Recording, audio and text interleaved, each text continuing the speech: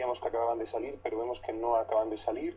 En el momento en el que los tengamos los vamos a compartir, desde luego. Es tiempo de análisis, sobre todo económico, relativo a esos datos de la EPA, y también tiempo de análisis relativo a la educación, sector que hoy está convocada a huelga en toda España y en todas las fases de la educación, de la enseñanza. Como siempre antes ponemos eso, al día lo fundamental de nuestro relato de lo que ocurre, que hoy comienza por los datos de la EPA que estamos esperando, que aún no hemos visto, y que hoy comienza contándoles, bueno, ya saben que sobre los datos de la EPA el ministro de Guindos, precisamente en Sevilla, hizo un adelanto diciendo que iban a hacer bajar el paro e indicar creación de empleo. Las dos cosas, dijo el ministro en Sevilla, como adelanto o avance de los datos de la EPA por ajuste de estos a las afiliaciones a la Seguridad Social. Es algo que estamos esperando en el momento en el que tengamos.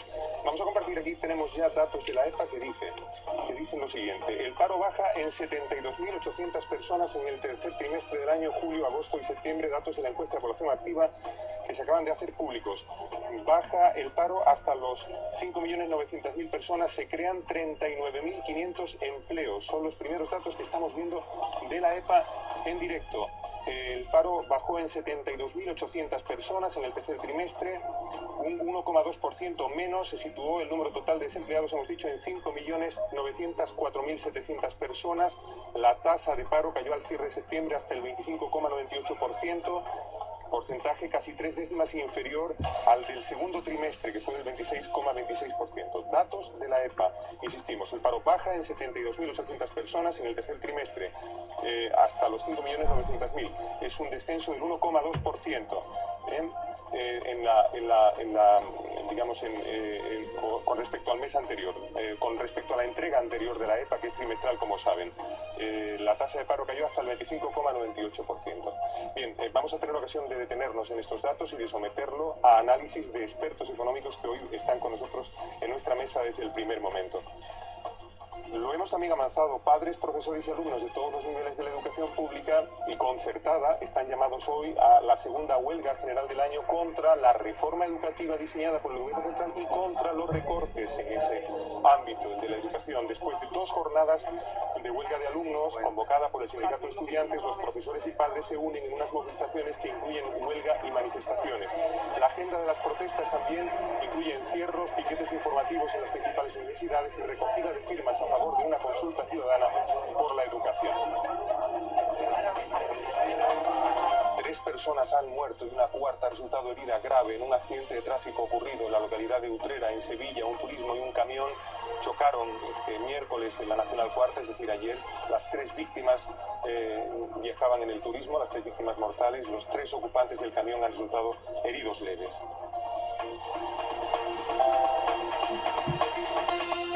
Bueno, esta pasada noche la ha pasado en comisaría la persona, el intruso que ayer amenazó y ató a la familia de este senador del PP, Luis Bárcenas, a la que exigía la entrega de todos los pendrives y discos duros que tuvieran en su domicilio. Esta persona fue detenida y ha pasado la noche en comisaría.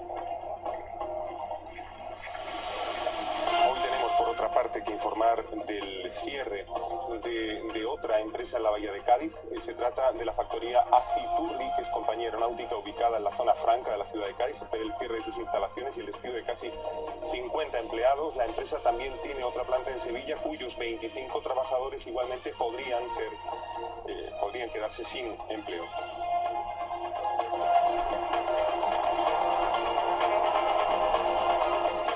Esta tarde arranca en Bruselas la reunión del Consejo Europeo, saben que es el Estado de Gobierno de los 28 países de la Unión, en el que se ha colocado, la reunión en la que se ha colocado como central y primordial la cuestión de la inmigración después de las tragedias de la isla de Lampedusa italiana en el Mediterráneo, de las Pelagias. El presidente del gobierno español, por ejemplo, Mariano Rajoy, quiere que se aceleren las medidas de control para frenar la llegada de inmigrantes clandestinos.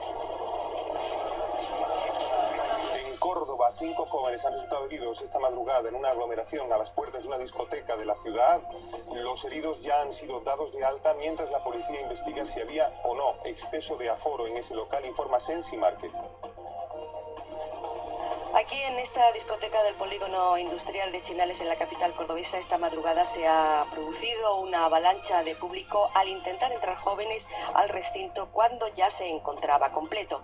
Parece ser que se estaba celebrando una fiesta de reapertura del local y en este lugar pues 5 personas, 4 mujeres y un chico resultaron heridos y trasladados al hospital Reina Sofía, aunque ya han recibido el alta médica. También aquí en la puerta de esta discoteca un número indeterminado de jóvenes fueron atendidos por emergencias sanitarias. Al lugar también se desplazó la policía, que está investigando qué ha sucedido. Ahora la discoteca está cerrada y los responsables de la misma están prestando declaración. Sí, muchas gracias. Ampliemos cualquier información en este sentido. Cristina Granados nos trae esta mañana también la información del tiempo. Cristina, buenos días. Hola, buenos días. La llegada de un nuevo frente nuboso por el Atlántico reactivará hoy jueves las precipitaciones. Para que se hagan una idea, todas las regiones del oeste peninsular se encuentran con alerta amarilla por lluvias, incluida Andalucía. Desde las 6 de la tarde hasta las 6 de la mañana se activará dicho aviso en la Sierra de Aracena, en Huelva. Y es que aumenta la inestabilidad en la mitad occidental, de la mano de cielos nubosos o muy nubosos y precipitaciones débiles o localmente moderadas. Lluvias que no alcanzarán a la mitad oriental. Allí predominarán las nubes y los claros, siendo la nubosidad más abundante hacia las comarcas más occidentales. En la jornada comienza además con brumas matinales, soplando vientos flojos o moderados del oeste o del suroeste. Las temperaturas prometen un nuevo ascenso más acusado en el este de la región. Las máximas previstas para hoy en las capitales andaluzas oscilan entre los 24 grados de Jaén y los 27 de Sevilla. Pero como siempre, ampliamos esta información a eso de las 10:30. Carlos, todo tuyo. Muchísimas gracias, Cristina, por esta información. Pendientes de esa ampliación nos quedamos. Bueno, hoy con datos de la EPA que enseguida vamos a desarrollar, con los datos del Banco de España suministrados ayer o hechos públicos ayer, con el debate de presupuestos tanto generales como los relativos a Andalucía, nuestra comunidad autónoma, para el año que viene. Nuestra primera mesa tenía que ser y es económica. Manuel Alejandro Cardenete, catedrático de Economía. Buenos días, profesor de Economía. ¿Qué tal? Buenos días. Gracias por estar con nosotros. Felisa Becerra, que es la coordinadora de análisis de analistas económicas de Andalucía del Grupo Unicaja, que ayer, por cierto, ofreció unas previsiones económicas que fueron también muy, digamos, objeto de atención por parte de los medios de comunicación, con la previsión de un 1,1% de crecimiento para el año que viene en lo relativo a Andalucía, por encima de la media española. Hablaremos de esto. Manuel Ángel Martín, nuestro profesor de Economía, que casi no tiene currículum, sí que tiene muchísimo, en empresas públicas y privadas, en la universidad, en la investigación, y si les dijese la lista de cosas que tiene publicadas no tendríamos programa suficiente. Está Paula Rodríguez Modroño, que le pasa algo parecido también, profesora de la Universidad Pablo de Olavide de Sevilla, profesora de Economía, por supuesto, aunque en su ámbito está también la historia económica, por eso siempre nos gusta complicarla un poco. Y está nuestro analista bursátil, que se llama José Luis García, y es del portal en internet www.enbolsa con N de Navarra, enbolsa.net. Ahí es donde trabaja nuestro analista, que hoy nos tiene que ayudar a entender unas cuantas cosas. A ver, hoy vamos a tener también, después de las 10 de la mañana, vamos a tener también una mesa con representantes del sector de la educación, hoy convocado a huelga general, decimos, en toda España, contra los recortes y contra la Ley Orgánica de Mejora de la Calidad Educativa, ya saben, la reforma educativa diseñada por el ministro José Ignacio Bel. Estarán con nosotros Joaquín Martínez, de la Plataforma por la Educación Pública de Andalucía, Francisco Mora, que es el presidente de la Confederación Andaluza de Asociaciones de Madres y Padres del Alumnado por la Educación Pública, CONCAPA. Estará Francisco Beltrami con nosotros, presidente también de Padres en Andalucía, de la CONCAPA. Perdón, la primera era CODAPA, esta es CONCAPA, que nos equivocamos. Esta es la de Beltrami, la Confederación Católica de Asociaciones de Padres y Madres de Alumnos y de Familia. Estará también con nosotros Raúl Moreno, por parte de los estudiantes, presidente de la Coordinadora Andaluza de Representantes Estudiantiles. Hoy la educación está, llamada a huelga general en todas sus etapas. Les venimos contando todo lo relativo a su desarrollo desde primera hora de la mañana de este jueves 24 de octubre. Con los invitados dichos hablaremos de las causas de la protesta, de la LOMCE, de las posiciones del futuro, en fin, de todo lo relativo a esta también importantísima cuestión que hoy forma parte tan destacada de la actualidad. Hemos abierto con los datos de la EPA, cogidos, nos gusta decirlo, a puerta gallola según salían, quemando una bajada de 72.800 personas en el paro, un 1,2% respecto al trimestre anterior. Datos de la EPA, el tercer trimestre, en los que nos vamos a detener un poco más ahora con la ayuda de nuestra jefa de Economía, Ángela Blanco. Buenos días, Ángela. Sí, Carlos, un primer apunte, como tú dices, 72.800 parados menos en toda España, fundamentalmente gracias al sector servicios. Se ha creado también empleo en industria y levemente en construcción, y se ha destruido en agricultura. Estos datos necesitan, y ahí tenéis una mesa de economistas que seguro que luego la analizarán, serán analizados en profundidad, porque, por ejemplo, en Andalucía la ocupación ha descendido en 52.300 personas, es decir, hay 52.300 ocupados menos en Andalucía.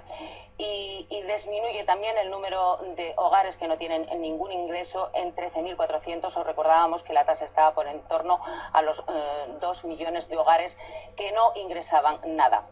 Esta es la encuesta de población activa, una estadística que se hace en 60.000 hogares, unas 200.000 personas cada 3 meses, y que es la que da el diagnóstico de cómo está la realidad laboral. Lo que mide la encuesta de población activa, de ahí lo de ocupados, desocupados, y ahora lo explico, es la población que hay en edad de trabajar, y la divide en 3 grupos: número de ocupados, parados e inactivos, que son los jubilados, ¿no?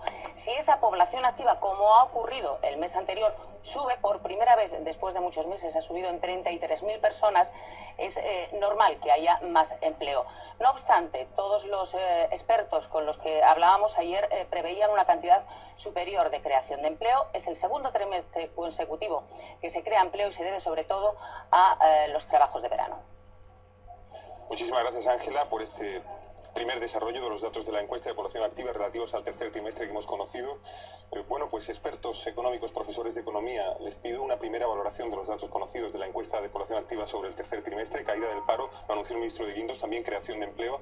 ¿Cómo los veis estos datos? Bueno, pues lo primero, si me permitís, claro, están saliendo directamente de la cocina y no nos da tiempo, pero claro, esto parece como las noches electorales, ¿no?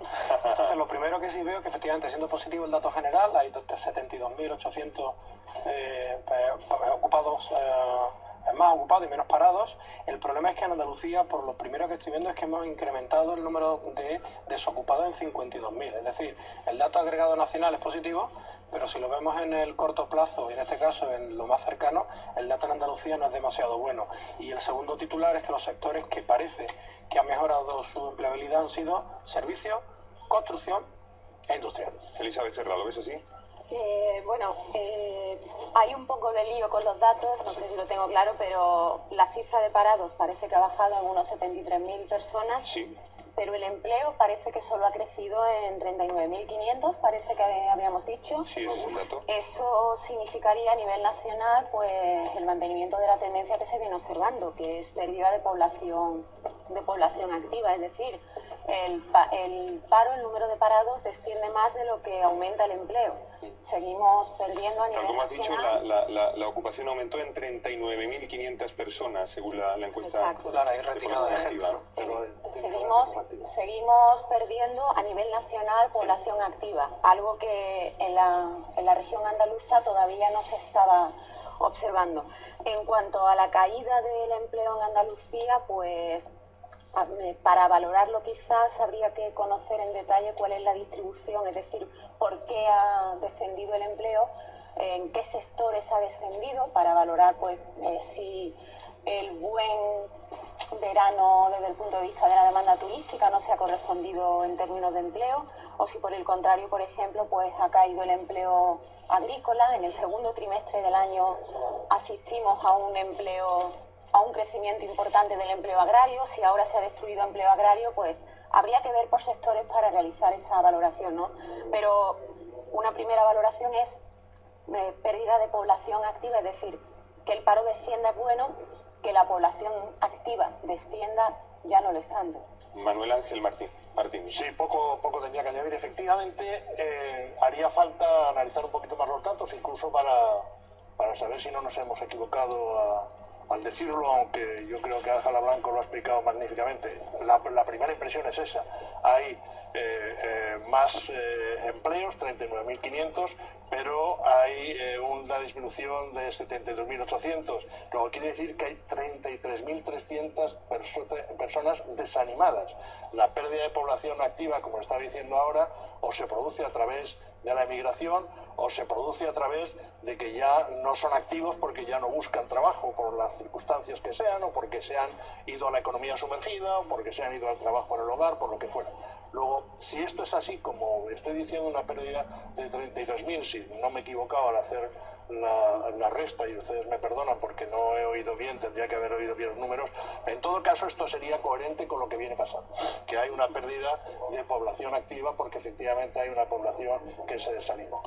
En el juicio general, pues, en relación con España, bueno, pues es bueno, parece que efectivamente... Solo por intentar salir en la medida de nuestras posibilidades. Dice la EPA que el número de parados bajó en 72.800 personas en el tercer trimestre. Y en cambio se han creado solo 39.500 Exacto, empleos. y dice que en el mismo periodo la ocupación aumentó en 39.500 personas. ¿La diferencia dónde va? La diferencia tiene que ir a la pérdida de población activa. Gente que se retira, que decide no O trabajar. sea, que tiene que haber algo ahí, porque efectivamente desciende más el paro que los empleos que crean. Luego, ¿dónde se van esos que antes estaban parados y ya no están parados? Pues van a su casa o a su país.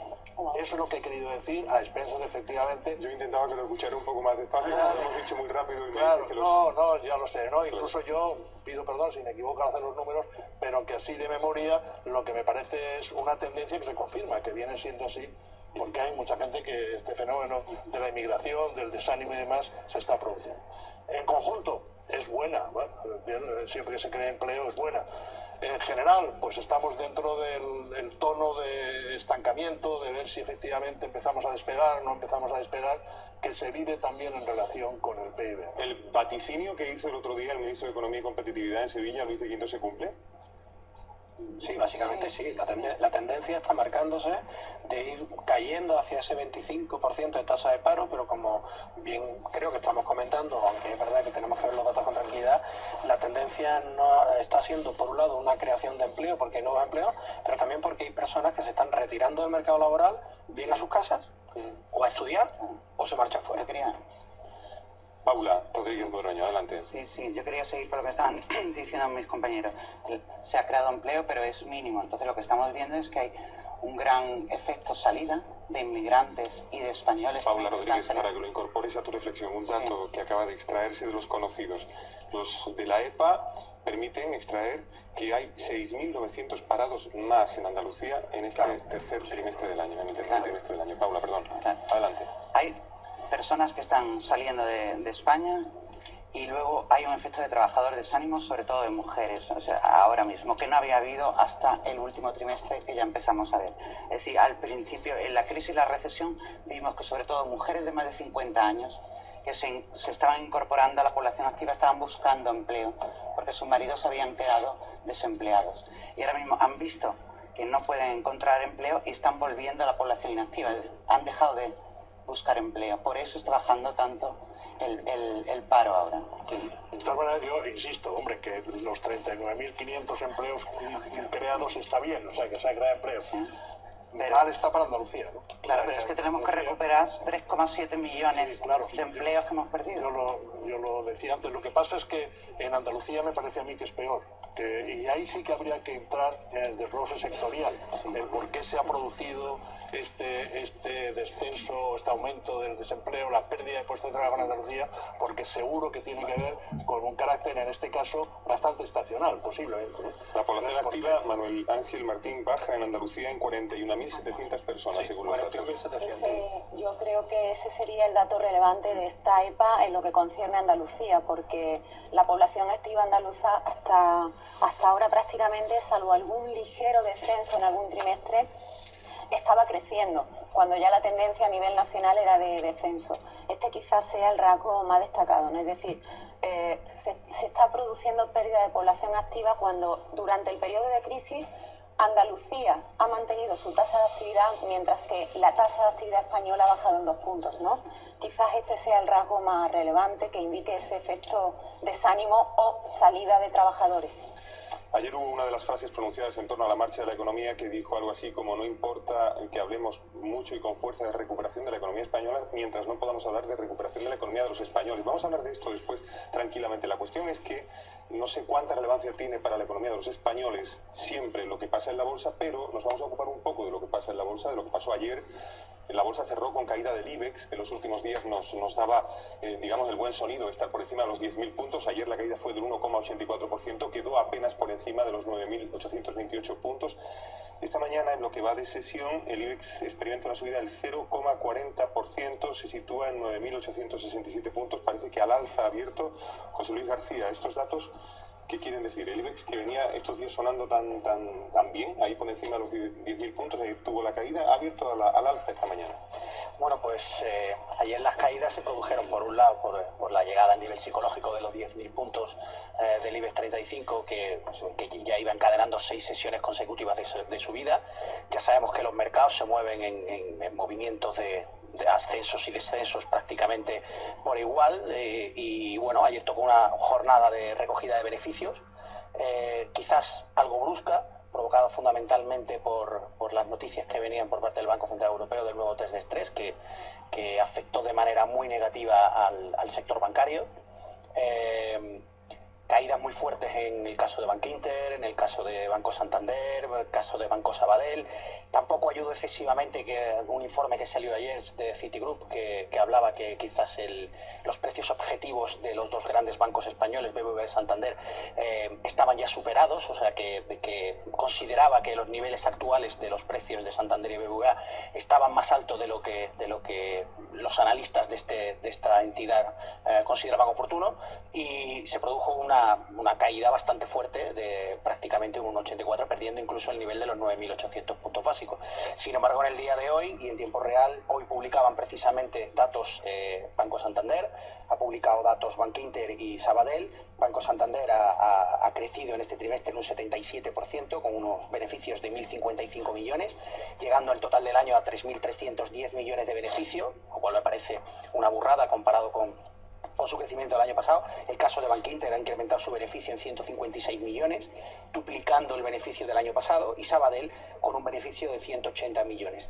Estos bancos cayeron un 4 y un 2 y pico ayer, con lo cual vemos un poco la descorrelación que existe entre el supuesto miedo que puede haber por el nuevo test de estrés y la realidad que marca el mercado. La realidad que marca el mercado es que el IBEX es alcista, lo va a seguir siendo, y estos son correcciones naturales que tienen que tener los precios de las acciones. Y que estos bancos tuvieron una importante cantidad, por tanto, de beneficios, esas astronómicas cifras. Después hablaremos si esto puede permitir que preguntamos por qué no termina de llegar más crédito entonces a las pymes y a los ciudadanos, etcétera. Pero en fin, este es el dato en la bolsa. Ya que estamos con la bolsa, José Luis García, el martes tuvimos noticia de que Bill Gates, el empresario norteamericano, cofundador de Microsoft, o Microsoft que dicen allí, invertía pues 113 millones y medio de euros, algo más, 113.540.000 euros, en comprar el 6% de Fomento de Construcciones y Contratas, el grupo constructor español.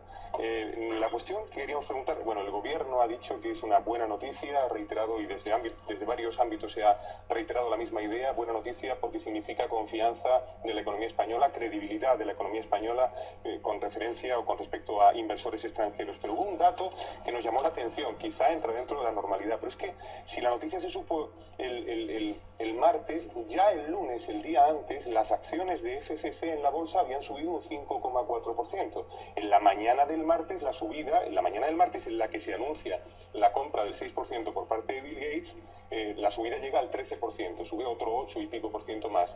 Pero esa subida del día antes, el 5,4%, ¿eso qué quiere decir? Pues, por ejemplo, la jefa del supervisor financiero español, de la Comisión Nacional del Mercado de Valores, dijo en fin, que era algo normal y que ya había mecanismos normales y habituales para investigar exactamente por qué se había producido ese aumento de valor. ¿Cómo lo ves? ¿Y qué quiere decir exactamente que hayan subido el día antes ya las acciones de la empresa parcialmente comprada? Bueno, yo separaría los dos argumentos. Uno, me parece que vas un poco por el tema de información privilegiada, ¿no? Sí. Y otro, el tema de que Bill Gates entre en el accionariado de Fomento de Construcciones, ¿no? Yo lo que Bill Gates haya visto en Fomento de Construcciones y Contratas, sinceramente, lo pongo en duda. Por una razón: Fomento de Construcciones es una empresa es una de las empresas más endeudadas del sector de la construcción y del sector de materiales de construcción dentro de la industria de activos industriales, con 5.000 millones. Tiene un plan de refinanciación de deuda para el 2015 de aproximadamente unos 2.000 millones de euros. Ha mejorado su cartera estratégica, ha mejorado su cartera en un 6%, y parece que tiene un plan bastante rígido de desinversión y de refinanciación. Realmente Bill Gates, lo que pienso que ha visto en Fomento de Construcciones es una oportunidad, porque realmente el precio de esas acciones están baratas. Si comparamos el precio de Fomento de Construcciones con el resto de acciones que cotizan dentro de este sector, por ejemplo ACS, por ejemplo Ferrovial, por qué no se ha ido a comprar un paquete accionarial en ACS o en Ferrovial, que son empresas mucho más sólidas y que el mercado ha premiado mucho más su buen trabajo con subidas o con revalorizaciones mucho más importantes? Pues básicamente porque Fomento de Construcciones ha sido incluso peor que SACIR Vallehermoso. Recordemos que SACIR Vallehermoso viene de cotizar prácticamente en niveles de 46 y llegó a cotizar en 0,94 centavos de euro. Mientras que el caso de Fomento viene de cotizar de niveles de 46 y ha bajado a niveles de 6. O sea, lo que ha visto realmente Bill Gates es una oportunidad de inversión dentro de un sector que se encuentra muy bien instalado en Europa y en un mercado como el español, que tiene una proyección bastante interesante a nivel internacional. O sea, que no creo que haya venido básicamente a ayudar a la compañía, sino a beneficiarse un poco de la situación en la que se encontraba y a comprar acciones muy baratas, por un lado. Por otro lado, la información privilegiada siempre ha existido y siempre va a seguir existiendo. Yo llevo trabajando en este sector 15, 16 años y la rumorología y las conversaciones en off, unos inversores se dicen a otro, oye, que viene Bill Gates. Las conversaciones en off siempre han existido. No sé, por ponerte un ejemplo, a día de hoy es muy normal que los gestores de los fondos de inversión se reúnan con los consejos de administración de las compañías para que les cuenten los planes estratégicos. Y en esos planes estratégicos pues siempre hay una noticia que se filtra o siempre puede haber oye, pues mira, tengo este planteamiento que vamos a hacer. Normalmente son suposiciones y luego hasta que no pasen a ser hechos relevantes y la Comisión Nacional del Mercado de Valores los saque a público, no es una realidad, pero que se filtran, siempre se filtran. Tenemos un caso muy sencillo hace muy poco cuando las medidas del tapering norteamericano se filtraron 5 minutos antes de que la Fed dijera que iba a continuar con sus medidas. Goldman Sachs ya se había puesto a comprar acciones pues de una manera desorbitada, ¿no? Con lo cual... Nos quedamos con el titular. Información privilegiada para nuestro analista bursátil de enbolsa.net, José Luis García. Siempre ha existido y de ahí casi se puede desprender. Siempre existirá. Bien. Muchísimas gracias por estar esta mañana con nosotros y ayudarnos a entender un poco esto que pasa en la bolsa que decimos. Parte primera...